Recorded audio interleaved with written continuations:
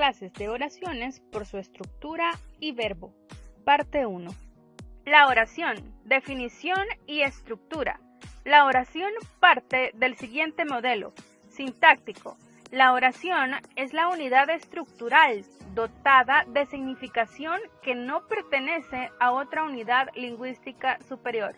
Es decir, la oración tiene sentido completo, como lo marca el nivel semántico. La oración comunica un sentido completo. En la lengua hablada, algunos elementos de la oración pueden ser omitidos, como por ejemplo en las oraciones con sujeto tácito o sujeto omitido. Aunque el sujeto no esté expreso, el receptor sabe de quién se habla. Fónico. La lengua hablada marca la unidad oracional con unos signos fónicos que indican que el mensaje ha terminado. La intención del hablante es de mucha importancia.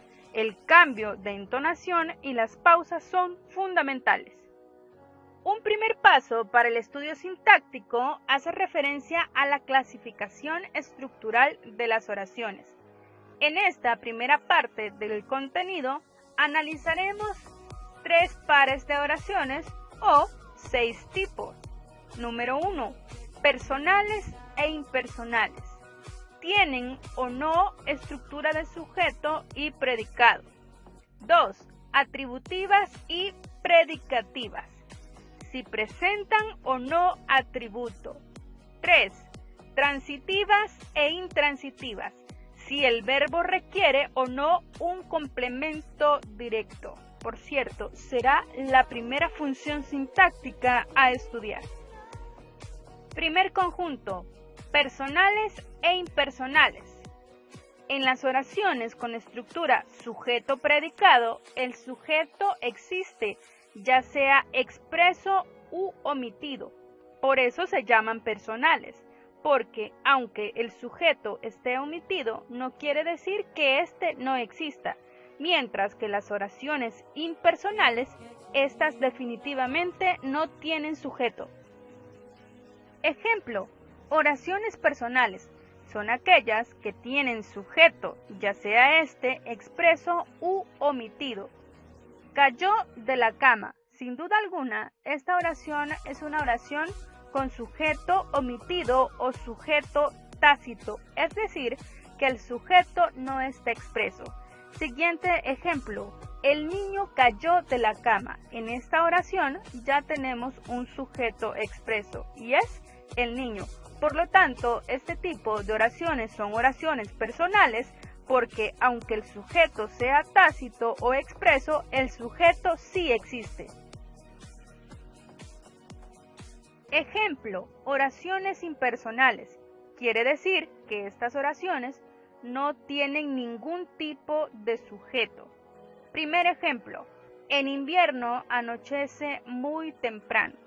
Aunque quisiéramos buscarle un sujeto, pues obviamente no lo encontraríamos. Ejemplo 2, hoy hace mucho calor. Generalmente estas oraciones son asociadas con los verbos defectivos. ¿Cuáles son los verbos defectivos? Son aquellos verbos que tienen que ver con la naturaleza. Por ejemplo, llover, nevar, tronar, diluviar, relampaguear, amanecer, atardecer, anochecer, etc. En el primer ejemplo dice, en invierno anochece muy temprano. Perfectamente este ejemplo lo podemos ligar con los verbos defectivos, ya que su verbo principal, o en este caso su único verbo, hace relación a un verbo de la naturaleza. Sin embargo, en la oración número 2 dice, hoy hace mucho calor.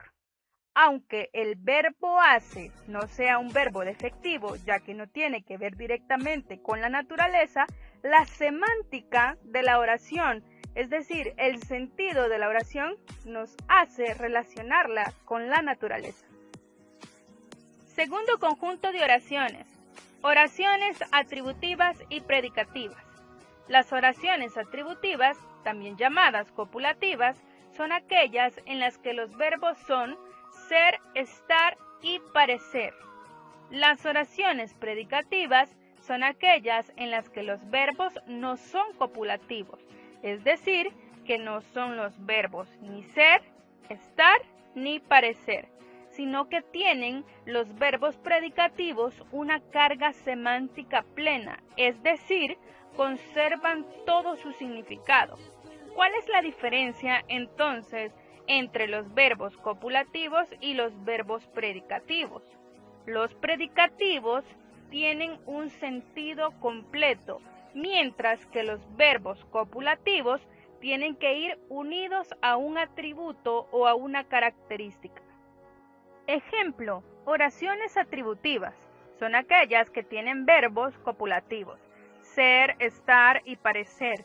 Ejemplo 1. Aldo es doctor. 2. Aldo está en el hospital. 3. Aldo parece cirujano.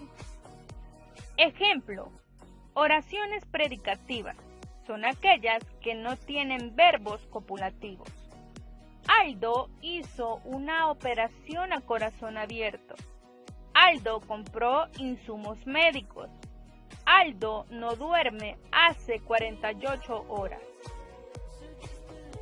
Tercer conjunto, oraciones intransitivas e intransitivas.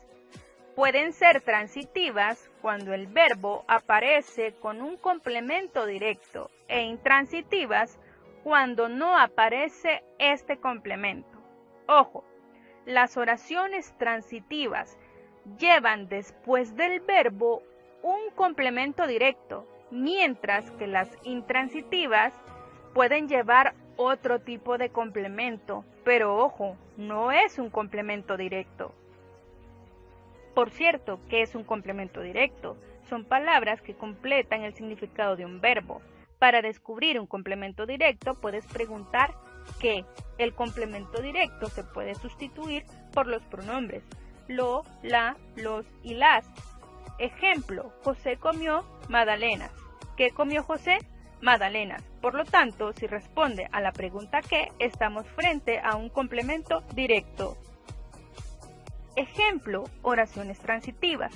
Las oraciones transitivas son aquellas que tienen complemento directo.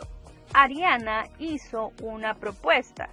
En la lámina anterior acabamos de definir qué es un complemento directo. Dice que responde a la pregunta qué y que también se puede sustituir por lo, los, la y las. Ariana hizo una propuesta. ¿Qué hizo Ariana? Una propuesta. Pero también lo puedo sustituir y decir, Ariana la hizo. ¿Qué hizo? La propuesta.